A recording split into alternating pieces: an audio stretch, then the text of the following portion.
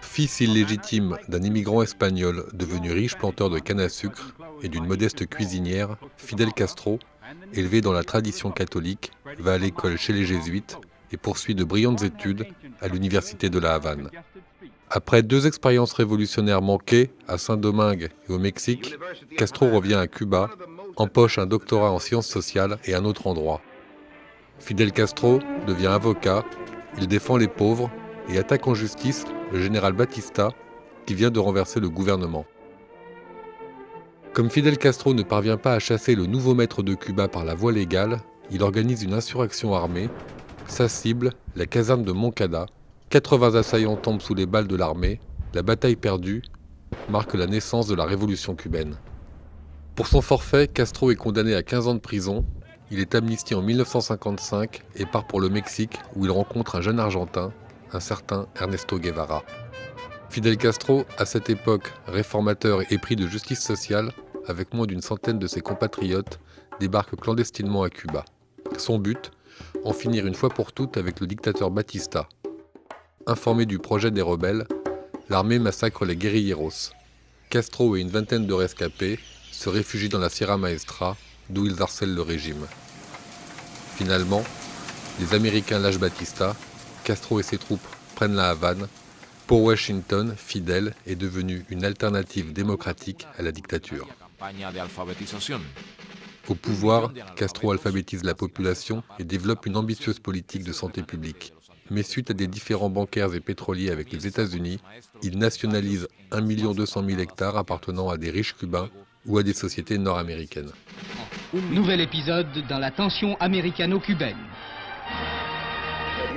En représailles, Washington tente de ruiner Cuba pour faire tomber Castro. En réponse, le dirigeant cubain renforce ses liens avec l'URSS et quand les Américains bombardent la Havane, Fidel Castro déclare socialiste la révolution cubaine.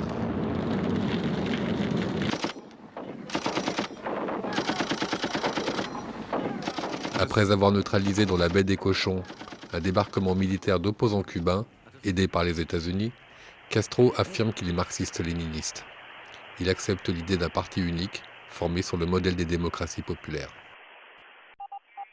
Le renseignement américain détecte la présence de rampes de lancement, de missiles, de bombardiers et de conseillers militaires soviétiques à Cuba. C'en est trop pour l'Amérique. Kennedy demande à Khrouchtchev l'arrêt des opérations sous peine de représailles nucléaires. Le monde entier retient son souffle.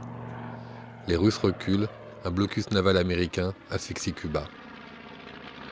Cette fois, c'en est fini des relations diplomatiques entre Washington et la Havane, qui se met sous la protection de Moscou.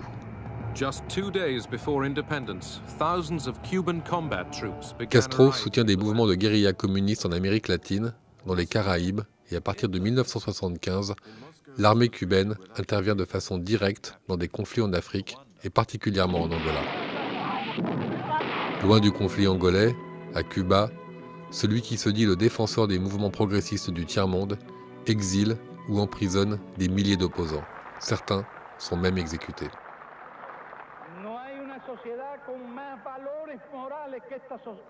No society has achieved the moral standards that our society has in the 21 years of the revolution. En 1978, le dictateur relâche des prisonniers et en 1980, Castro laisse partir 125 000 candidats à l'immigration. Le camp socialiste s'effondre, la pénurie menace Cuba. Castro riposte en libéralisant des secteurs de l'économie. Mais sur le plan politique, l'Assemblée nationale renforce les pouvoirs de Castro à la tête de l'État et le Parti communiste cubain demeure le seul parti autorisé. Fidel Castro a annoncé de nouvelles concessions en matière d'économie. L'Amérique renforce son blocus autour de Cuba. Fidel Castro, officiellement, se dit toujours opposé à une transition vers un système capitaliste. Pourtant, il continue de favoriser les initiatives privées et les investissements étrangers. Avec le droit de posséder des dollars américains, la criminalité explose. Les candidats au départ sont si nombreux que les États-Unis signent avec Fidel Castro un accord visant à réduire leur nombre. Pas d'accolade, ni d'embrassade, mais une poignée de main franche, longue et chaleureuse. Porteur d'un message de paix, Jean-Paul II, anticommuniste notoire, rend une visite historique à Fidel Castro, le dictateur communiste, porteur d'un message d'ouverture nécessaire à la survie du régime cubain. Fidel Castro est réélu président pour 5 ans, malgré un vent de fronde contre le nouveau pouvoir et son inamovible chef. Hasta la victoria siempre.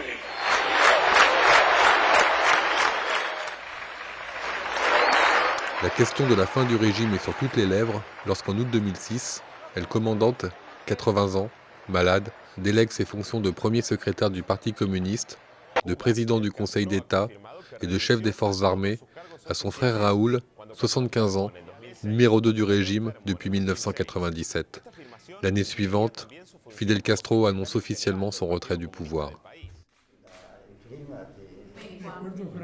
En 2012, année de son 86e anniversaire, Fidel Castro apparaît au mois de mars en compagnie du pape Benoît XVI, alors de passage à Cuba. En 2013, les Cubains aperçoivent 2 fois Fidel Castro, une fois pour les élections législatives, une autre fois lors de l'annonce de la mort de celui qu'ils qualifiaient de meilleur ami, le président vénézuélien Hugo Chavez. Gladys Rubio, Sistema Informativo de la Televisión Cubana.